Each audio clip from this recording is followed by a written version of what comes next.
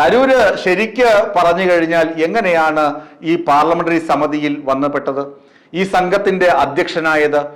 Operation സിന്ദൂറിനെ കുറിച്ച് വിദേശ രാജ്യങ്ങളിൽ പോയി വിശദീകരിക്കുവാനുള്ള സമിതിയുടെ അധ്യക്ഷനായി വന്നത് എങ്ങനെയാണ്?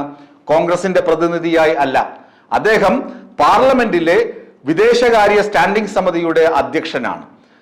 സ്വാഭാവികമായും വിദേശ രാജ്യങ്ങളിലേക്ക് പര്യടനത്തിന് ഒരു സമിതിയെ നിശ്ചയിക്കുമ്പോൾ ആ സമിതിയുടെ ചുമതല അദ്ദേഹത്തിന് വന്നു ചേരുക സ്വാഭാവികമാണ്. എന്നാൽ കോൺഗ്രസ് എന്ത് ചെയ്തു? അദ്ദേഹത്തിന്റെ കടക്കൽ കത്തിവച്ചു. കോൺഗ്രസിന് ശശി തരൂര് അനഭിമതനാണ്. കാരണം ജയറാം രമേശിനോ രാഹുൽ ഗാന്ധിക്കോ ഇല്ലാത്ത മൂല്യം ശശി തരൂരിന് ലോകരാജ്യങ്ങൾക്ക് ഇടയിലുണ്ട്.